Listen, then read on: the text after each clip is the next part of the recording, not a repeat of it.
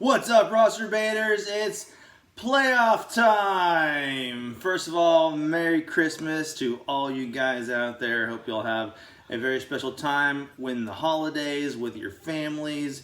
Hopefully y'all get some time off. Hopefully y'all get to chill back and drink some beers like me and Santa here.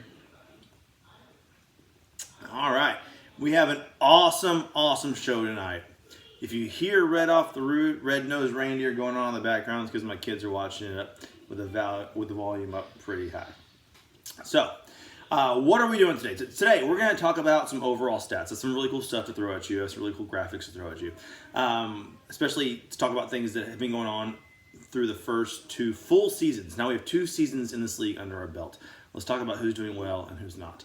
We're going to discuss next year's draft order. I got that for y'all. We're going to compare this year's playoff teams with last year's playoff teams and welcome the newcomers into the playoffs. There are 2. And we're going to dig deep into the 2 playoff matchups that are going on this week. And we're going to include an exclusive interview with Z-Man himself. So get ready for that to talk about our matchup. So settle in. It's going to be a lot of fun. Here we go. Let's jump into the team history, guys. Really cool stuff. So if you see the graphic over here on the side, let's take a look at who's been doing well. As you can see, we have a clear top 7 and a clear bottom 3. So Beantown Ace through You Are Dope. Then there is a gap, and you get Zombie Jesus, Jay Ever, and actual B-Man. Beantown, Voodoo, and Lil'Shane are the top 3 teams with a 60% overall winning percentage through 2 seasons. However, Voodoo Dude has scored more points than anyone in the league, but he's also had the most points scored against him than anyone else. Also, Zombie has had the easiest road so far with the least amount of points scored against him, which is why he was able to make the playoffs last year, but hasn't been able to take advantage of his fortunate situation because he cannot produce the points to match who he's going up against, even having the least amount. So there's only a 355.1 point difference between the most points allowed and the least points allowed. It's a standard deviation of 35.51 points, which only averages about to 1.26 points a game. So for all you guys who are confused and don't know what I'm talking about, this means that this metric is it's evening out. All right. So as we get through year 3 and 4, the points against metric overall when deciding who's doing well is going to start to even out by the rule and law of large numbers. Hold on a second. Okay. We saw this last year with Big Fresh. He took a huge leap this year like we all thought he would because the points against metric started to even out. He got screwed significantly last year, and this year is starting to even out. Next thing I want to point out is the ratio from transactions to wins. So, as you can see, the first thing you notice, Voodoo is a transaction master with a 0.96 ratio of transaction to win. He's the most efficient in his transactions, only needing about 1 transaction per win. It also means he drafted very well in the beginning. He's not needing to make a ton of transactions. He doesn't have to need to make a bunch of moves to actually win. So Voodoo is actually playing this fantasy football game very, very well. When he does make a transaction, it's usually significant. Our number 1 team has done some work for it. Yes, he has the masterful Mahomes-Kelsey combo due to his drafting, but he needs about 4 transactions per win. I'm talking about our champ, Beantown Ace. Let's take a look at the Cope boys. I'm talking about you, Brandon and Gerald. They are both very active in the league, but it hasn't amounted to a bunch of wins, really. This means that they definitely have had some misses along the way, but also is a clear sign that they're trying to trade away their current assets for future ones, which is why their ratios are so high because they're making moves to reduce their points, max points for, and therefore reduce their wins. So this is kind of a fun metric that I put together for everybody. It kind of puts a new perspective on efficiency in fantasy football. The last thing I want to point out, going back to this graphic, is this. Jay Ever, where are you, man? 0 messages through 2 years.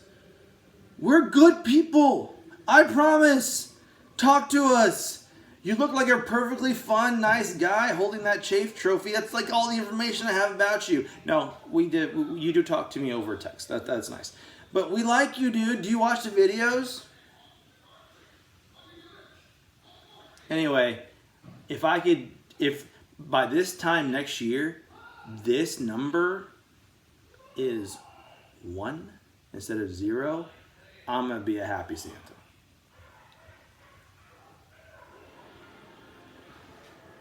Send us a message, bro.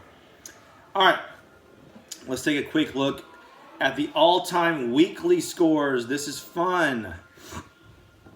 This is dominated by Voodoo. He has the top 3 high scores and 6 of the top 10. Z-Man has 2, and Big Fresh and I each have 1. Also, here's a graphic that shows the all-time player scores, which is led by Big Fresh's 58-pointer by Joe Mixon that happened this year. A few interesting things here. First, Voodoo is only on here once with that Mark Andrews performance from last year. So that means his team is pretty spread out. He's kicking ass with having a pretty balanced team. He's not relying on one player to do it every single week. Also, really interesting, there's only 1 quarterback in the top 10 scoring. Y'all see that? 1 quarterback in the all-time top 10. This tells me a couple things. And it was Lamar Jackson on my team this year. First, Gerald has succeeded in downplaying the quarterback position, even though they were all drafted in the first round in the big draft. They're not scoring as much as the other skilled players, especially when we're talking about comparing them to like tight ends. So this tells me that scoring for quarterbacks needs to be adjusted. First of all, we've already talked about this. It should have been adjusted this year. It wasn't. Mistake, whatever happens. It's going to be adjusted next year. He even has a reminder for himself to do it, and that is coming. But the top 10 players is dominated by tight ends and running backs with 4 each, including the top 3 performances, 1, 2, 3, being running backs. And we have 1 quarterback and 1 wide receiver, which was that Tyreek Hill when I owned him last year. This will probably change as full PPR goes through the years, but it also kind of tells me that my wide receiver heavy strategy, which I've had since day 1, may not have been as prevalent as I thought. And I do not like admitting when I'm wrong, fellas. It's very unsettling. I'm not saying that I am. I'm just looking at numbers.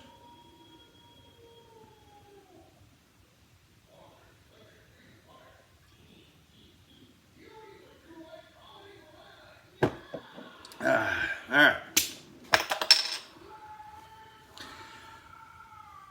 Last year's playoff teams and this year's playoff teams. First of all, congratulations to everyone who made the playoffs this year.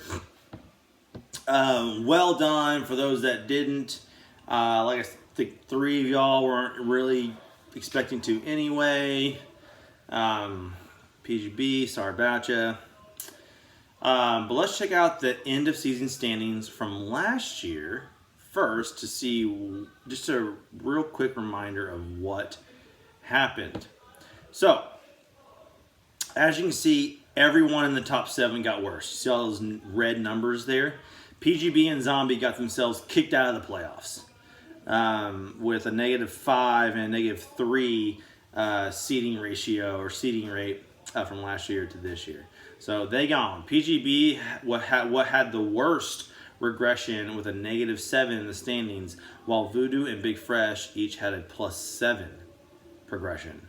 Javer was the only other team to have a positive regression. His team seems to be on the uptick. So he was obviously the Chafe Bowl, Toilet Bowl champion last year. Maybe he's on the way up, which Dynasty can be a slow roll, guys. It might be a multi-year progression to get back into playoff contention. Sometimes you just got to do that. I do have a lot of respect for what Jay Ever is doing, but he never cares because he never sends any messages.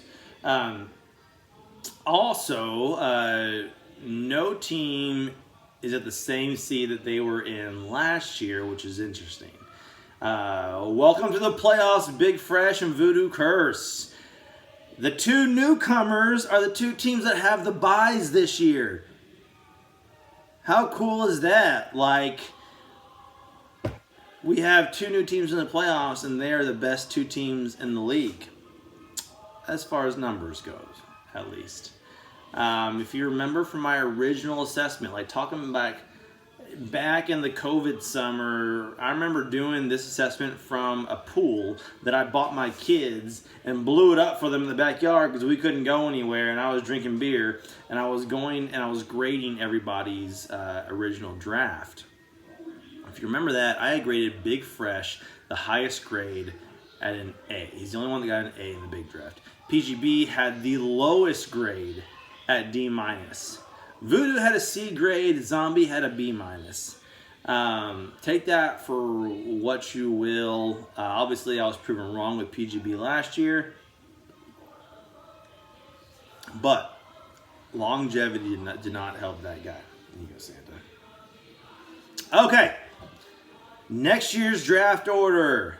Here we go. Remember, this is based on max points for. So I put in a spreadsheet, I sorted it from lowest to highest, and this is our draft order. Pretty simple. B-Man did his job and effectively secured the highest overall pick. He won't have it in the first round because Santa has it. Unless, of course, we make a trade, which is highly, highly possible, depending on how this year goes. But he'll also have the first pick in all the subsequent rounds, unless he's traded off those. I don't pay attention to that much detail. I don't know. So, well done, B-Man. You got the number 1 pick. Zombie, Gerald, you got the number 2 pick in all the rounds. PGB got the number 3. Well done. I'm sitting at 6, and of course Voodoo, with all the freaking points that he scores, is deservedly gonna be 10. Even if he loses in the second round of the playoffs next week, he's going to deservedly be 10 because his team is rocking it. Big Fresh is 9, Beantown Ace is 8, Z-Man is 7. Voodoo, you better win a championship, man. My brother, that 10 pick is gonna sting if you don't. Just saying. All right, let's get into the games. First, let's start off with You Are Dope and Beantown Ace. Like, there's only 2 games going on in the playoffs this week. I didn't really care about which seed I was this year as long as I didn't have to face last year's champ in the first round. Really, that was the only thing I cared about. I am absolutely terrified of the Patrick Mahomes-Kelsey combo. I don't know if I've beaten Beantown. I might have beaten him the first time I played him last year or something, but I don't know if I've beaten that combo. I got beat by that combo all across the board in all my leagues. Like, in all my leagues, someone had that combo that was not me, and I got beat by it. So I have nightmares at night about it. I wake up screaming. My wife makes sure that I'm okay. I don't tell her the reason why I'm awake is because I am terrified of the Mahomes-Kelsey combo. So, You Are Dope. You have a chance in this, and I'm going to talk about that, but I feel for you, bro. That is scary. As luck has it, I will not have to face Beantown Ace, potentially, until the championship. So, dodge that bullet, at least for me. You Are Dope has some weapons to battle with. However, he comes in with the hottest player in fantasy. The reemergence of Run CMC, baby. That's right. McCaffrey is now in red, but he's averaged 30 points in the last 2 games. Mitchell is hurt. He has Seattle in Week 15. Expect big things from him. He has some concerns. That is your dope with the rest of his roster. Like T. Higgins might be hurt and is currently questionable. Mike Evans just can't get it going with TB12. I don't know what's going on. It's a little bit just unlucky. He got called back for a holding penalty on the last touchdown last week. He obviously had that horrendous drop a couple weeks ago. He's not going. Godwin is the man there. He's on my team, so that's kind of cool. But he's only averaged 8.56 points in the last 5 games, Mike Evans has. Travis Etienne, we thought that he was going to be the new hot shit, but he's really, really on the downslope. He might be a bit banged up. He might be hurt. We don't know. But he's also has not been what we thought he could. Other than his big weeks in weeks 7 through 9, he had 3 big weeks. He has not been impressive. So I do not feel confident in Travis Etienne anymore. And finally, his quarterbacks are Sam Darnold and Brock Purdy.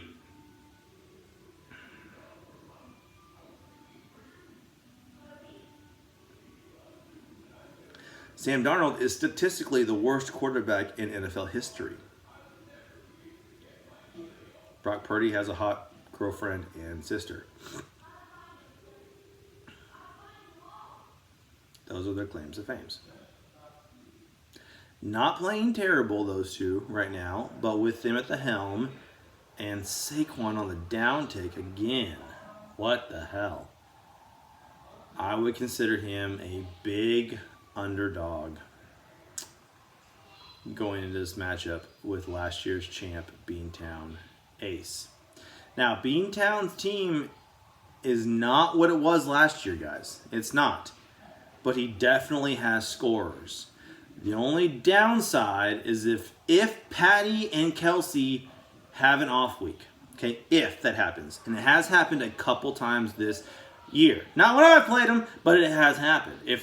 So they're playing the Texans. Let's just say the first 2 touchdowns is a rushing touchdown and then a touchdown to a wide receiver. They get it 14-0. Maybe they go for a third one. If Kelsey doesn't catch one of those first 3, they're going to probably start to dial them back. They're going to run the ball a lot. They're going to run with Isaiah Pacheco, which we're going to talk about in a little bit. We'll talk about the other game.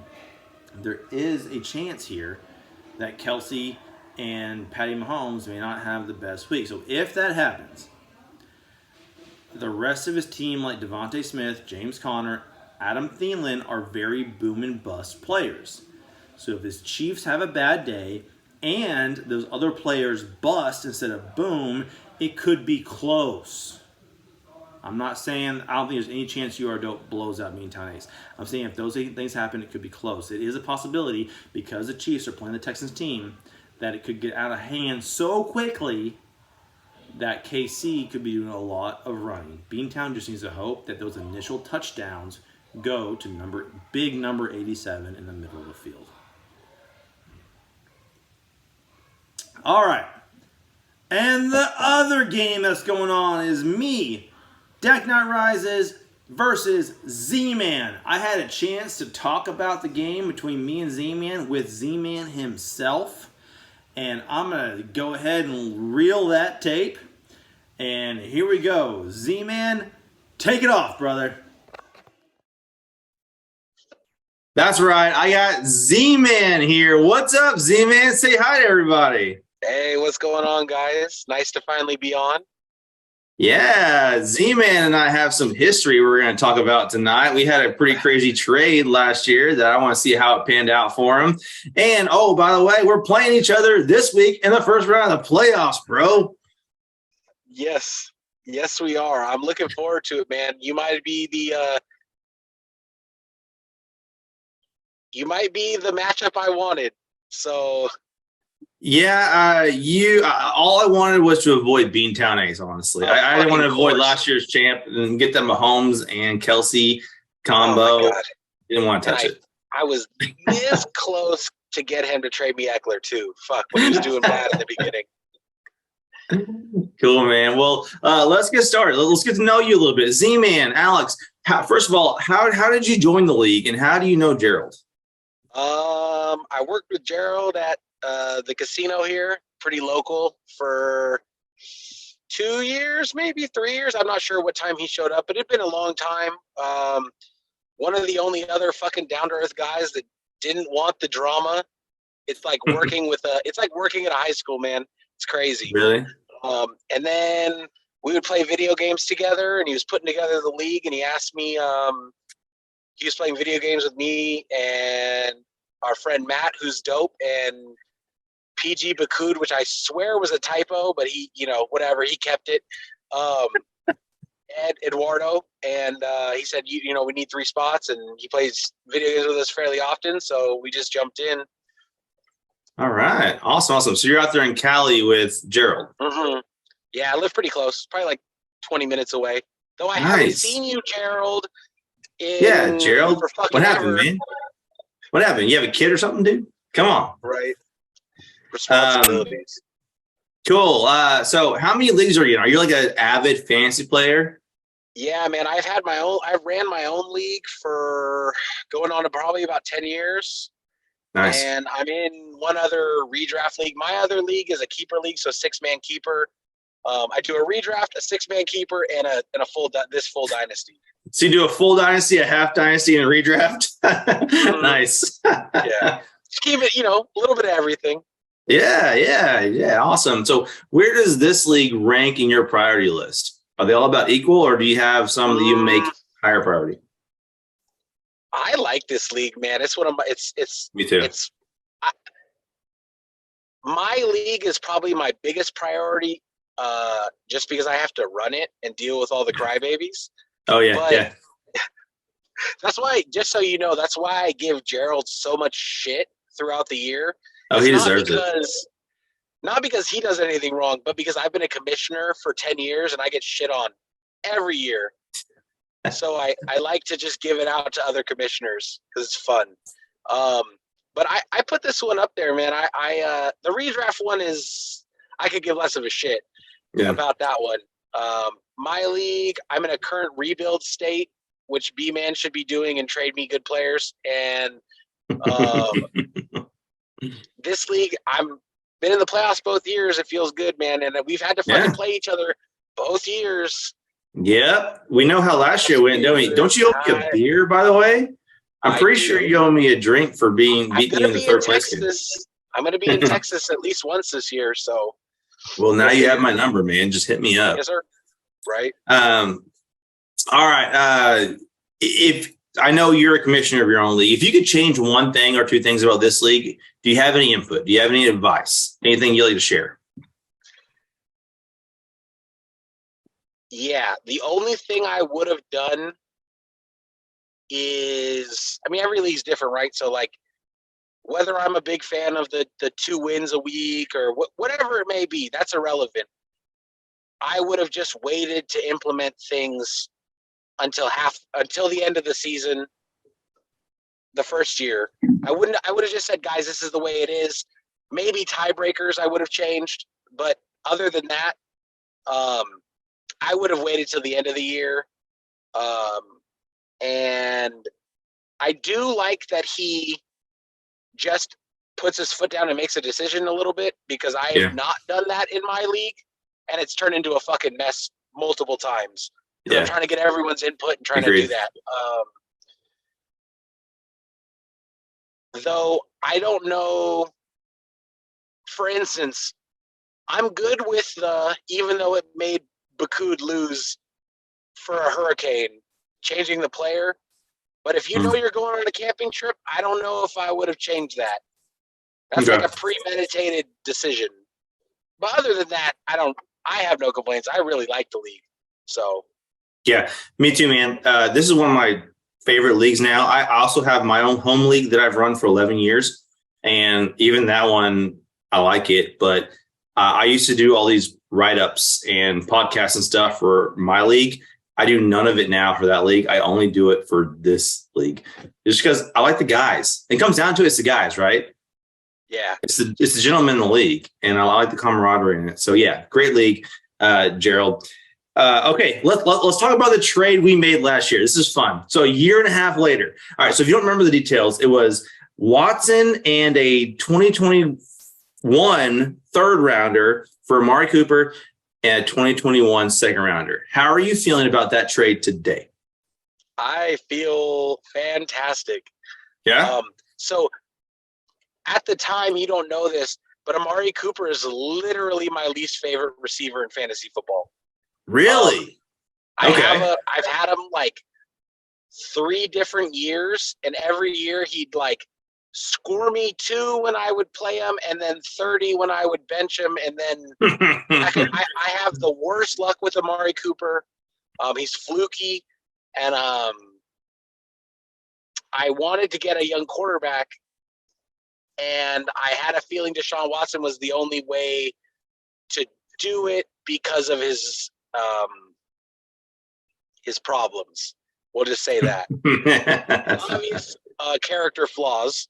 Yeah. But he was rusty last week. But going forward, I'm going to have Josh Allen, Deshaun Watson, and I love it. You like Amari Cooper? Where are you at on? I know you're a Cowboys guy, so being a Brown. So originally I was excited because he had a star on his helmet, but he's actually done better with the Browns with a subpar quarterback, Jacoby Brissett. And he's actually won me, I think, 1 or 2 weeks exclusively. And so, I'm happy with the trade. I'm a big receiver guy. I mean, I think everyone in the league knows that by now. I mean, I have my quarterbacks wrapped up, dude. Like, I got Joe Burrow, Lamar Jackson, Geno Smith. I got young guys wrapped up. I don't need a Deshaun Watson. So I'm also feeling pretty good about the trade. I think Deshaun is going to do well for you. But every touchdown that your boy throws to my boy, you get 4 points and I get 6. So I'm pretty happy about it, too. Except, isn't that changing next year? It's changing, as it should. And I was a big proponent for that change. So, next year, it should. That maybe is one of the things I would have an issue with. Yeah. Especially if tight ends are – I like the 2-point tight end PPR, the premium thing, although Dawson Knox has fucked me this year. Not good. Not good. But that's okay. So I'm going to get into some of the scoring and the top. So I have the top 10 of all scorers in the history of the league on par. And I have some really cool stats that I've probably already talked about, actually. So I think this segment's going to go after that segment. But anyway, watch the whole video. I'm going to get into much of that stuff. And basically, quarterbacks don't mean as much, and tight ends do in this league. The way Gerald has it set up this year, I think it'll change. But tight ends really mean a lot in this league. All right, let's get into our matchup. If you want to pull up your team on your phone, we can break it down a little bit. But I think that I briefly glanced at our projections. I think we're like within a point projected of each other. I think it's going to be a close matchup. I think I have some really good things going my way. I think you do too. And I would not put money on either of us, honestly, because usually I'm pretty confident about these things, but I have no idea how it's going to go. It could be a blowout either way, or it could come down to like a decimal point. What are you feeling? I mean, obviously I'm biased, but I do think some of your guys have been trending downward. Mm-hmm. Now, granted, I lose Dameon Pierce this week for a week or two, and I got to rely on Jerick McKinnon, which I don't love. Dude, he had a monster week last week. Yeah, but how many weeks in a row? I know he's the guaranteed pass catching back, but they're playing the Texans, so he's not necessarily the guy. Pacheco's, and I have Isaiah Pacheco. Yeah. So I'm playing Pacheco. You have McKinnon. And I think I might have an edge on you in that position.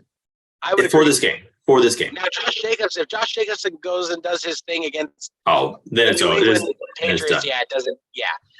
Josh Allen against Miami might be a little bit more of a shootout, so that kind of benefits me. Mm-hmm. Dawson Knox sort of had a bounce back week a little bit, but he's still super inconsistent this year. Same with Waddle. I'm not super convinced on Waddle, being a week to week, like 20-point guy, maybe like 12 to 15. Yeah. I love the Donovan Peoples-Jones. Deshaun Watson had 5 points and Donovan had like 15.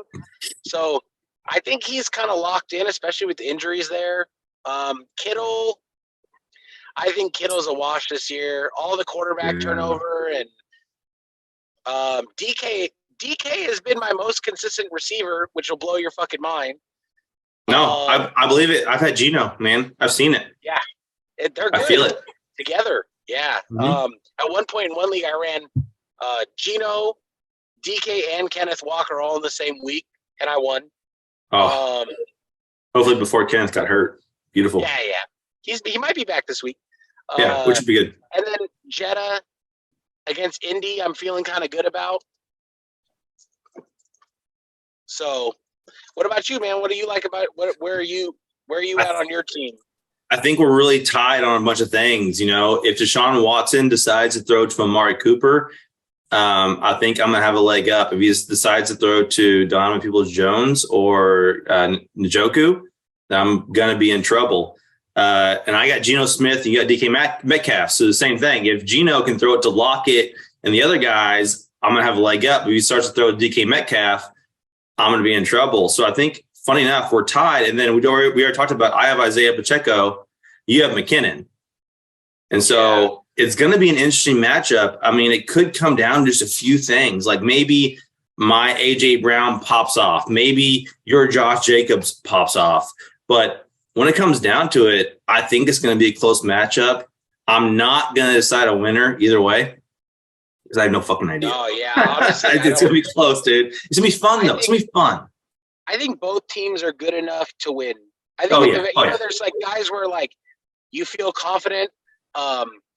Like Matt's a close friend of mine, dope. So I'm rooting for him.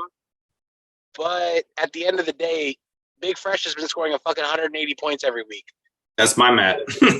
Matty J is a good friend of mine too.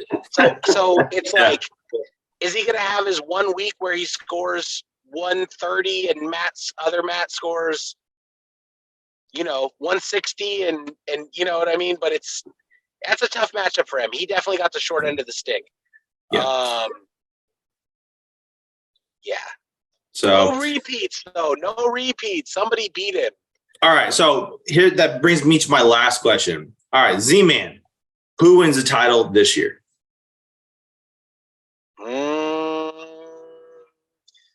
Me? No. All right. If you believe it, call it. Call your shot. I mean, let me look at let me remind myself real quick of the bracket. Sure thing. 1 second. Sure thing. So we got Big Fresh and Voodoo on buys. Yeah. I'm playing Voodoo's you, and scary. then Voodoo's scary as hell. Voodoo is scary as fuck. This might be, especially with the bye week, he gets a free week to coast. I think that's going to help him a lot because he can bust hard, but he booms harder than anybody else. I know, 210 this week. Fuck. I've had a couple of those weeks, but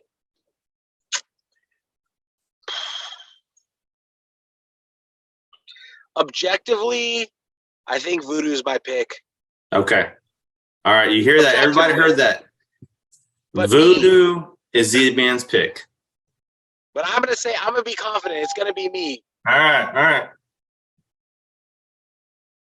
You can be less confident as soon as Thursday night. I think I got Geno. Oh, we got Geno and DK going on Thursday night, don't we? That's fun. Actually, so this is probably going to come out on Thursday morning, so we'll be able to start our game that afternoon. All right. Anything else you want to say, Z-Man, to the group? I've had a blast, guys. 2 years. Let's keep it going. Everyone stay entertained, and maybe some people check the trade offer pages sometimes, or at least respond to some messages. Not necessarily me. You guys respond to me a lot, but just hit somebody up. Let's get crazy. Trade some shit. I don't believe in first round picks, so you can have. There you go, guys. You heard him. Go over there and steal Z-Man's first round picks. He's throwing them at you like garbage. Hey, Z-Man, I really appreciate you coming on to this podcast today. Yes, sir. It was fun hanging out with you. Great talking to you. And you know what? I do not want you to win, but I'm going to wish you good luck next week. Well, yeah, the Deshaun Watson trade would be sort of a bust if I win. It's going to be fun to see how that turns out. Imagine if the Deshaun Watson trade comes and it becomes a factor for us next week. That's going to be fun. Yes, sir. I appreciate you, man. Signing Have a off. good one, See you, Shane. Z-Man. All right. Later. That was Z-Man. Really good stuff. All right. So I've now had the entire Man Bear Pig Bowl interviewed on this podcast. So much fun. I really am enjoying getting to know you guys. It's the best part of this league, hands down, except for all the winning. The winning is a lot of fun. But all right, only 2 games this week to really focus on. But if you didn't make the playoffs, do not forget to not be the Chafe Bowl. Don't be last year's Jay Evert. Do not hold that trophy. That is shameful. So keep on fighting. Keep on playing. After this week, only 4 teams will remain. Who will it be? Good luck to all the teams that are still in contention. My pick to win it all is Big Fresh. I'll say that right now. Calling it. Good luck. Merry Christmas.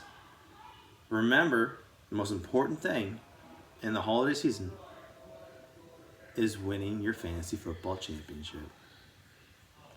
And good night. Cheers.